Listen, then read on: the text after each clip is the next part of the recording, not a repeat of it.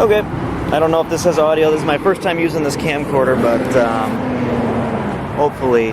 This is, I'm at Dealey Plaza in downtown Dallas, and this is going to be a video with the conclusion of the video first. That is the Texas School Deposit Book Depository right there. And as you can see, I'm going to try and zoom in on the thing. I believe that right there is the 6th floor window, and you can kind of see that, like, these, when I was closer I could see that those were offices, and like that's the museum now. If you don't know, the whole thing's a museum now, although it's slightly blocked off from there's like a little glass area, then you can't like totally stand next to the window, but they've got the boxes set up so you can see what it might have looked like. But the point is, so I took the tour about 4 p.m. Spent about 2 hours up there, and then I come out, and there's this guy who I don't totally. Looked a little shady, but missing a couple of his bottom teeth and the rest of them yellow. But he's like, he had a group of people talking to him, and at the end of this little talk, he asked for money, but said he had been out, and that he actually does work in the book depository, but that he'd been out of work for 12 weeks. And, he was just trying to get some tip money from doing an actual tour. So I thought, and I'm like, all right, whatever. And, like, one of the points that he really brought up, though, I'm going to talk a little bit more about it, but, like, this is definitely, I'm not sure, I think that street there, that is Main Street. And this is a one-way now, but this is the direction I'm walking is the way that the motorcade went, and they're going to do this hairpin turn where that bus just went down. But the thing that you can see the whole way is that if anyone with a rifle could very easily have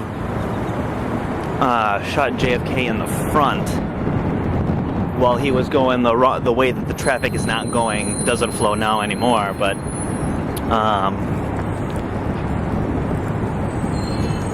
and then what I'm gonna do is walk down there and show you that the view, it's actually this, I haven't been paying much attention to which direction I'm holding the camera, but like that tree there, he said that was a Texas elm, and that those trees get up to a certain height and that they just don't continue to grow anymore. Oh, and I've heard squealing tires twice, and that's probably for the same reason that I just about got in an accident on the way over here. Okay.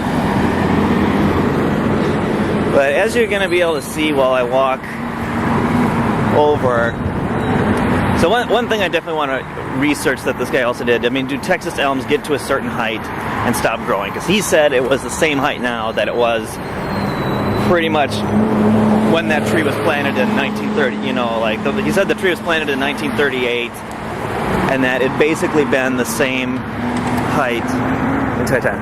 Okay, that is the Memorial X. That is where the official thing, and then there's another, I think it's up farther, but there's one that's going to be difficult to see at 7 or whatever at night. And if I'm going to wait for the traffic here. I'm going to run across again, but you can see how much that tree is in the way relative to, look at that.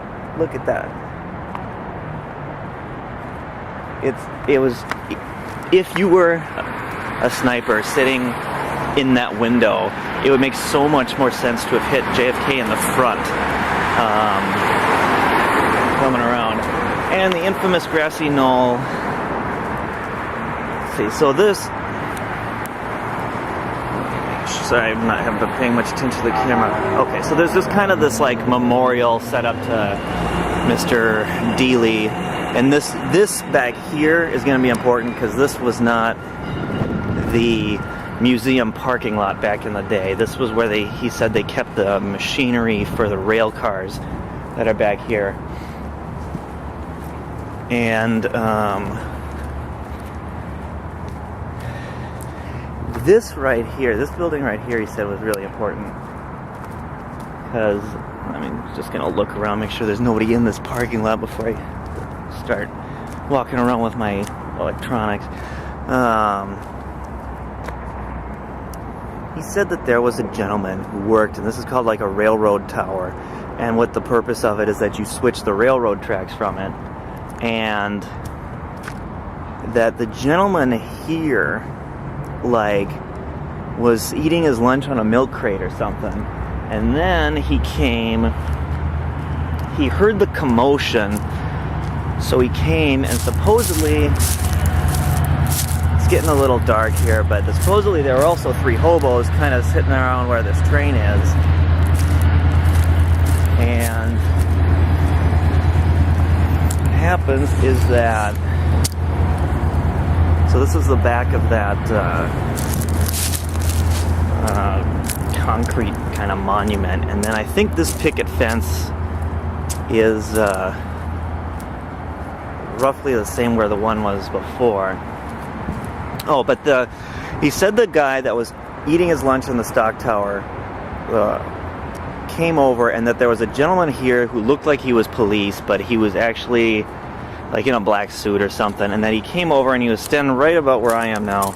It said, "Sorry sir, you can't come over here, this area is under surveillance." But, you know, if you think ahead of time, there'd be no reason for anyone to be standing here. I mean, the motorcade route, you know, they didn't have that kind of manpower to have that kind of coverage on the entire motorcade route. If you can see, so this, I gotta focus here.